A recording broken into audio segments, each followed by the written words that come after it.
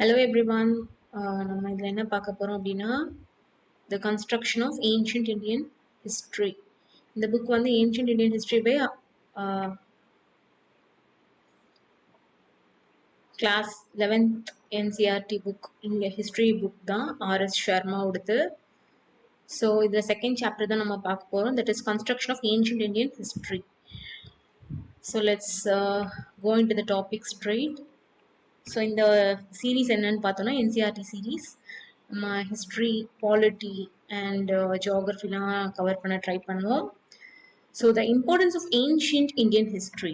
ஏன் வந்து ancient Indian ஹிஸ்ட்ரியை பற்றி படிக்கணும் அப்படின்னா நிறைய ரீசன்ஸ் இருக்குது.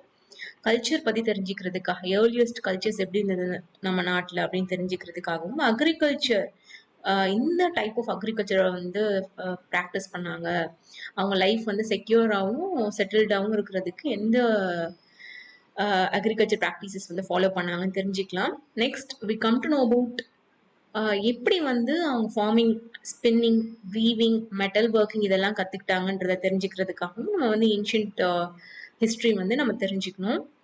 இதெல்லாம் தான் ரீசன்ஸ், ஏன் வந்து நம்ம ஏன்ஷியன்ட் ஹிஸ்ட்ரி வந்து தெரிஞ்சுக்கணும் அப்படின்றதுக்கான ரீசன்ஸ்.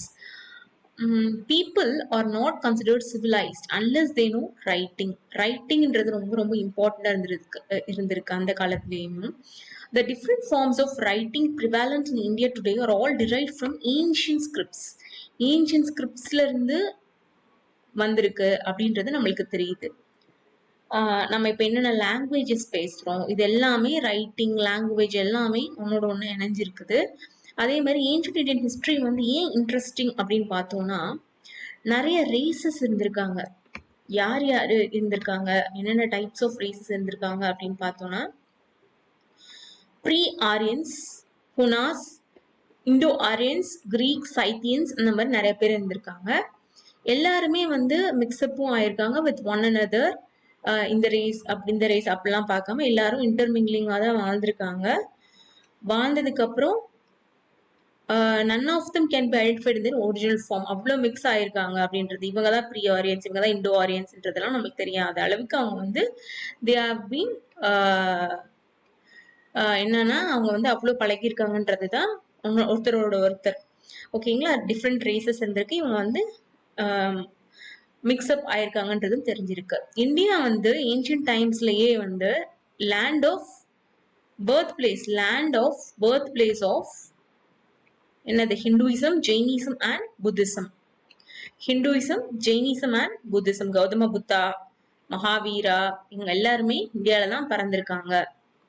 அதை பத்தி நம்ம பின்னாடி பார்க்கலாம். அதுக்கப்புறம் பாத்தீங்கன்னா people speak languages, practice different religion, observe different social customs. அப்படின்ற இவங்க வந்து நிறைய ரேசஸ்ல இருந்திருக்காங்க. நிறைய ரிலீஜன் உருவாறதுக்கு இந்தியா காரணமா இருந்திருக்கு. ஏன்ஷியன்ட் இந்தியன் ஹிஸ்டரி மூலமா நம்ம என்னென்ன தெரிஞ்சுக்கிறோம், ரீசன்ஸ் பார்த்தோம். இப்போ ஏன்ஷியன்ட் ரேசஸ், ரிலிஜன் இதெல்லாமே உருவாறதுக்கு இந்தியன் சப்கான்டினென்ட் வந்து ஒரு வே காமிச்சு கொடுத்துருக்கு. ஸோ அப்படி இருக்கிறப்போ லேண்ட் ஆஃப் கிரேட் டைவர்சிட்டின்னு நம்ம சொல்லிக்கலாம். India is a land of great diversity. ஆனாலும் நம்ம கிரேட் டைவர்சிட்டியில யூனிட்டி ப்ராக்டிஸ் பண்றோம். அப்ப இருந்தே யூனிட்டி ப்ராக்டிஸ் பண்ணியிருக்கோம். சரிங்களா. நெக்ஸ்ட் என்ன சொல்றாங்க அப்படின்னா பரத வர்ஷா அப்படின்றது லேண்ட் ஆஃப் பரதாஸ். பரதான்றது ஒரு கிளான் மாதிரி, ஏன்ஷியன்ட் ட்ரைபு, பரத சந்ததி அப்படின்னு சொல்லுவாங்க. சரிங்களா, land of Bharata Varsha.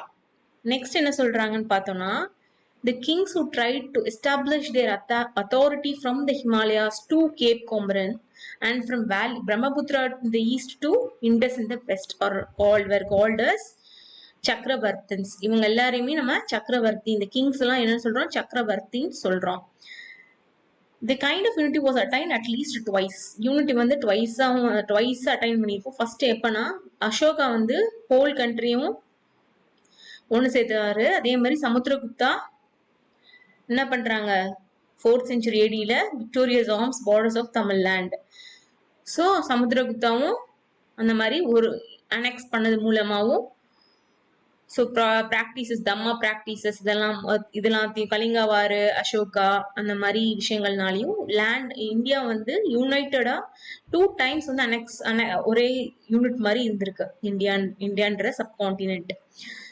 So Chalukya king Pulikesi வந்து Harshavardhana who was called the அதே மாதிரி புலிகேஷன் வர்சஸ் ஹர்ஷவர்தனா அதுவுமே சொல்லத்தக்க பேட்டில் தான். பின்னாடி பார்ப்போம் என்ன அப்படின்னு சொல்லிட்டு. ஸோ நெக்ஸ்ட் என்னன்னு பார்க்குறோம். One single geographical unit in the minds of conquerors and cultural leaders. இந்தியான்றது ஒரு சிங்கிள் யூனிட்டாக தான் இருந்திருக்குங்க. எல்லா கான்குவரர்ஸ் கிட்டையுமே எல்லா கான்குவரர்ஸ்க்குமே இந்தியான்றது சிங்கிள் யூனிட்டாக தான் இருந்திருக்கு. they first came into contact with the people living on the Indus. So they named the whole country after this river. இந்தியான்ற பேர் எப்படி வந்துச்சு அப்படின்றதுக்கு ரீசன் சொல்றாங்க. சிந்து நதி இருக்குதுங்களா, சிந்து ஆர் இண்டஸ், அந்த ரிவர் பக்கத்துல எல்லா ஹோல் கண்ட்ரியுமே இருக்கு அப்படின்றனால இந்தியா அப்படின்ற வேர்ட் வந்திருக்கு. ஹிண்டுன்றது என்ன அப்படின்னு பாக்குறோம். ஹிண்டுன்றது சான்ஸ்கிரிட் வேர்ட் சிந்து. சிந்துல இருந்து தான் ஹிண்டுன்ற வேர்டு வந்திருக்கு. India in Greek and Hind in Persian and Arabic languages. இந்தியான்றது in course of time the country came to be known as India in Greek and Hind in Persian and Arabian languages. We find continuous efforts. Lingua franca, Prakrit தான் என்ன 3rd century BC வரைக்குமே Prakrit தான் என்ன இருந்திருக்கு அப்படின்னு பாத்தீங்கன்னா lingua franca அப்படின்னா எல்லாரும் பேசக்கூடிய மொழியா இருந்திருக்கு. காமன் மேன்ஸ் லாங்குவேஜ் அப்படின்னு சொல்லிக்கலாம். லிங்குவா ஃப்ராங்கா அப்படின்னு இருந்திருக்கு. அசோகா இன்ஸ்கிரிப்ஷன்ஸுமே நம்ம வந்து அசோகா வந்து எதனா சூஸ் பண்ணாரு லாங்குவேஜான்னு பார்த்தோம்னா பிரகிருத் தான் சூஸ் பண்ணாரு. 1 or 2 இன்ஸ்கிரிப்ஷன்ஸ்ல தான் வேற லாங்குவேஜ் இருந்திருக்கும். ஸோ அசோகா இன்ஸ்கிரிப்ஷன்ஸுமே பிரகிருத் லாங்குவேஜ்ல தான் இருந்திருக்கு. லேட்டர் சான்ஸ்கிரிட் தான் பிரகிருத்துக்கு அப்புறம் தான் சான்ஸ்கிரிட் வந்து அந்த லிங்குவா ஃப்ராங்கான்ற ஸ்டேட்டஸ் அட்டைன் பண்ணியிருக்குதுங்க. சர்வ்ட் அஸ் ஸ்டேட் லாங்குவேஜ் இந்த remotest parts of the country. So Gupta period அப்போ 4th century AD வரைக்குமே சான்ஸ்கிரிட் தாங்க இருந்திருக்கு. ஸோ பொலிட்டிக்கலி இந்த கண்ட்ரி வந்து குட்டி குட்டியா டிவைட் ஆயிருந்தாலும் போஸ்ட் குப்தா பீரியட் வரைக்குமே டிவைட் ஆயிருந்தாலுமே அஃபிஷியல் டாக்குமெண்ட்ஸ் எல்லாமே எந்த லாங்குவேஜ் ரிட்டன் ஆயிருக்குன்னு பாத்தீங்கன்னா எழுதி வச்சிருக்காங்கன்னா சான்ஸ்கிரிட்ல தான் எழுதி வச்சிருக்காங்க. ஏன்ஷியன்ட் எபிக்ஸ் எடுத்துக்கோங்க, ராமாயணா, மகாபாரதா எல்லாமே வந்து Banaras, Taxila, as in the intellectual cities of Banaras and Taxila. Ancient epics, அதே மாதிரி ஏன்ஷியன்ட் எபிக்ஸையுமே சேம் ஜீல்னா எந்தூசியாசம் அண்ட் டிவோஷனோட தான் தமிழ்லேண்ட்ல படிச்ச மாதிரி intellectual circles of Banaras and Taxila அப்படின்றத சொல்லிக்கிறாங்க. என்ன சொல்றாங்கன்னா ஏன்ஷியன்ட் எபிக்ஸையுமே சேம் எந்தூசியாசம் அண்ட் டிவோஷனோட படிச்சிருக்காங்க. எங்க தமிழ்லேண்டு, பனாரஸ், டக்ஸில் இது எல்லாமே கல்ச்சுரல் சென்டர்ஸ். நலந்தா யூனிவர்சிட்டி. ஓகேங்களா. Originally composed in Sanskrit, these epics came to be presented in different local languages, but whatever the form in which Indian cultural values and ideas were expressed, the substance remained the same throughout the country. என்ன வகையில இருந்திருந்தாலும் Indian cultural வேல்யூஸும் ஐடியாஸும் எந்த வகையில represent பண்ணியிருந்தாலுமே அதோட ideology அப்படின்னு பாத்தீங்கன்னா சேமா தாங்க இருந்திருக்கு. சப்ஸ்டன்ஸ் அப்படின்றது சேமா தான் இருந்திருக்கு இந்தியா ஃபுல்லாவே. இந்தியன் ஹிஸ்டரி ஏன் வந்து நம்ம வந்து நம்மளுக்கு ரொம்ப அட்டென்ஷனை சீக் பண்ணுது அப்படின்னு பாத்தீங்கன்னா peculiar type of social system இந்த இந்தியால வந்து டெவலப் ஆயிருக்குதுங்க. நார்த் இந்தியால வர்ணா ஆர் கேஸ்ட் சிஸ்டம் எல்லா ஹோல் ஆஃப் நார்த் இந்தியாலே இருந்திருக்கு. இந்த ஃபாரினர்ஸ் வந்து பாத்தீங்கன்னா ஏன்ஷியன்ட் டைம்ஸ்ல வந்தவங்க எல்லாருமே observe in one caste on the other.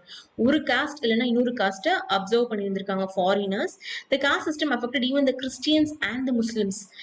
The converts belong to some caste and even when they left Hinduism to join a new religion, they continue to maintain some of their old caste practices. So அவங்க இங்க இந்தியாவுக்கு வர்றப்போ அங்க என்ன டாமினண்டான caste form இருக்குதோ இல்லைன்னா அவங்களுக்கு பிடிச்ச மாதிரி எந்த கேஸ்ட் ஃபார்ம் இருந்திருக்கோ அதை வந்து அவங்க அடாப்ட் பண்ணிக்கிட்டாங்கன்றதான் இங்க சொல்றாங்க. So this is all about this chapter. So see you in the next lesson. Thank you.